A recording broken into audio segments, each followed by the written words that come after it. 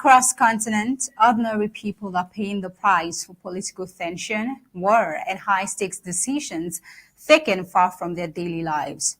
In Sudan, the United Nations says fighters from the Rapid Support Forces killed at least 1,000 civilians in a single assault on a Darfur refugee camp, now turning a place of shelter into a site of mass death. Also in Zambia, President Hakainde Hichilema has approved changes to expand parliament just months before elections, a move that supporters frame as inclusion, but critics fear could tilt the political balance. Now, beyond Africa and looking over to Europe, European leaders have agreed to borrow billions to keep Ukraine fighting Russia while holding back from using frozen Russian assets amid legal and political concerns. And in Bangladesh, the killing of a student leader has spilled onto the street, with protests and violence exposing deep anger ahead of national polls. Together, we see that the stories we'll be unfolding today reflect a shared reality when power is contested and institutions are strained. It is civilians, voters, refugees, and protesters who feel the impact first. As we delve into the details, this and more will be explored in today's Flash News. Good afternoon and welcome. I am Thabita Arko. Let's begin.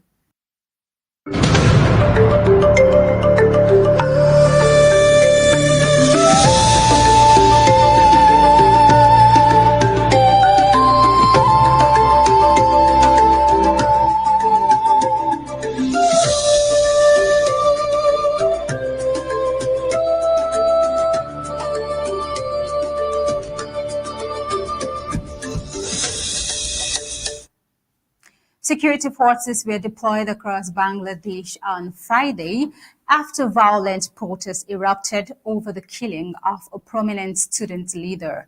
Residents concerned about further unrest ahead of national elections scheduled for February. Now let's take a look at the courtesy of the Mail now.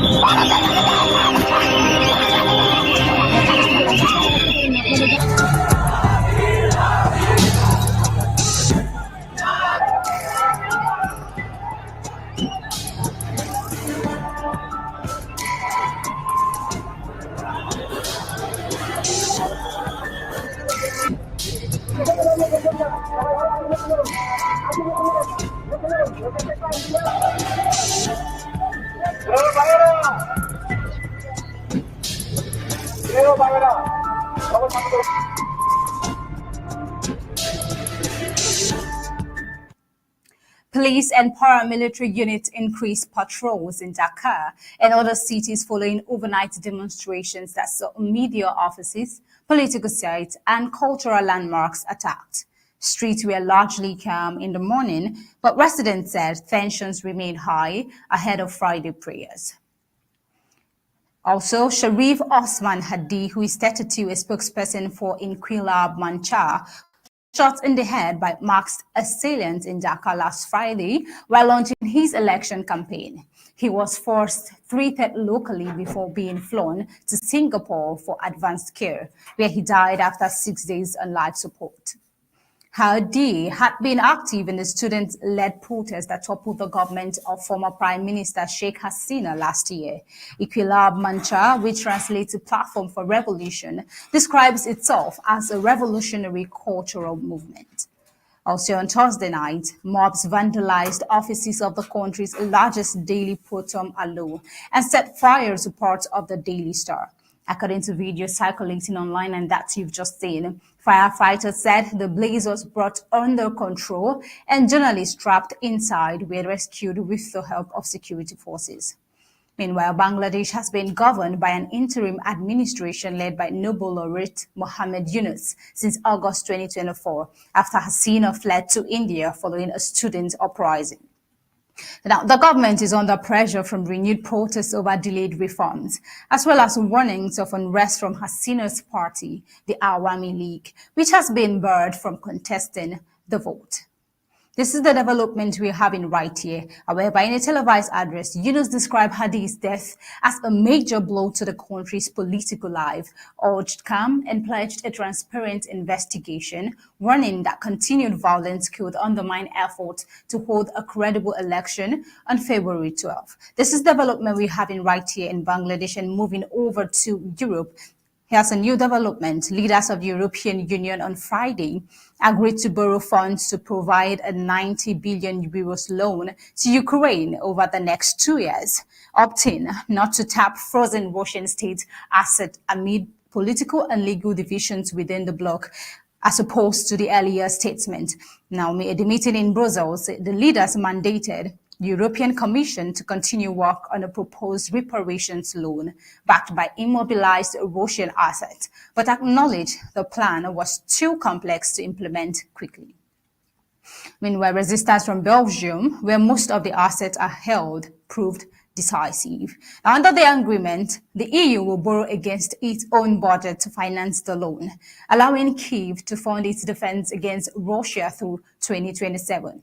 EU officials said Russian assets estimated at about 210 billion euros within the bloc would remain frozen until Moscow pays war reparations. So if that happens, Ukraine could use the funds to repay the loan.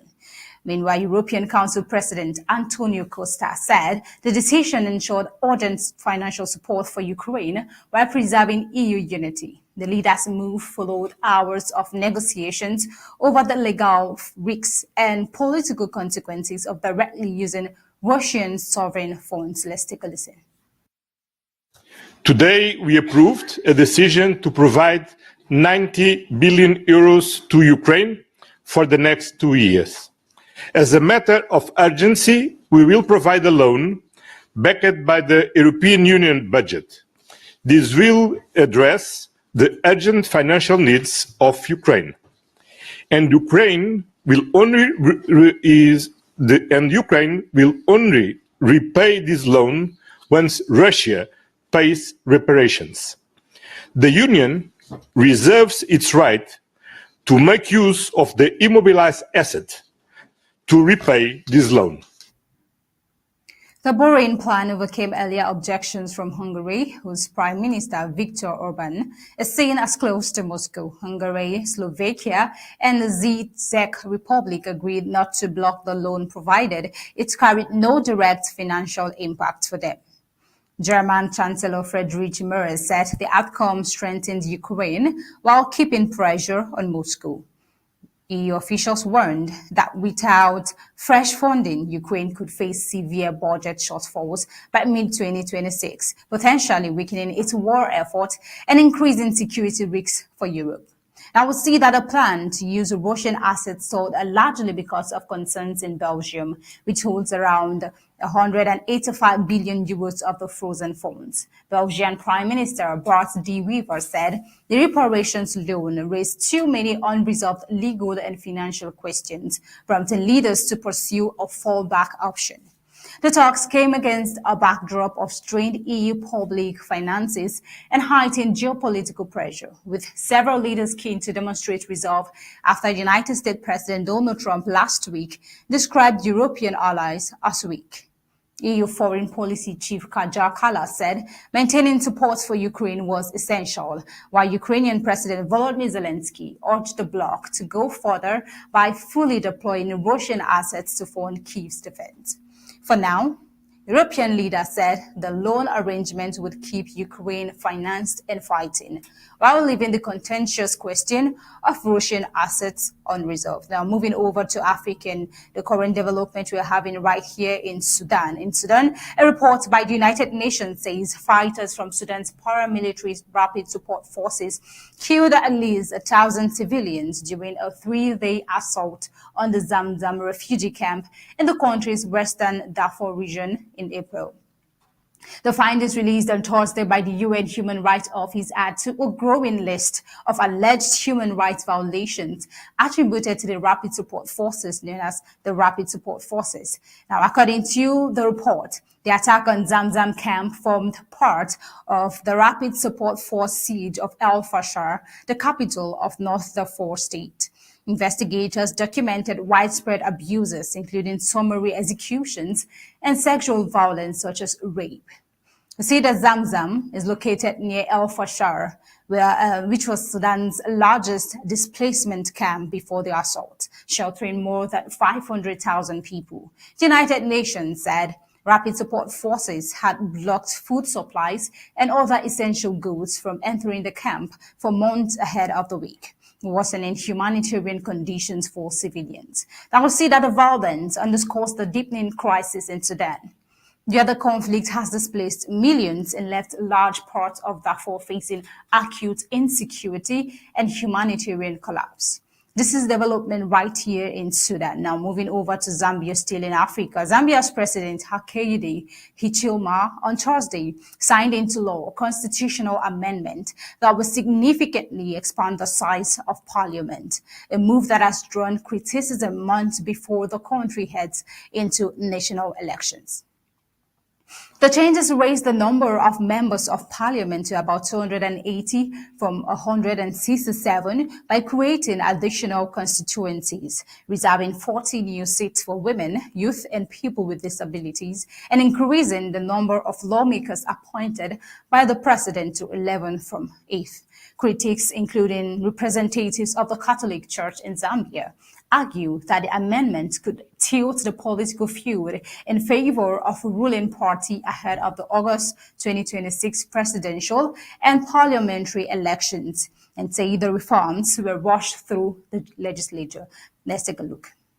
We must have elections once in 5 years only. Between the 5-year window period, we must focus on developing the country and not spending money on by-elections.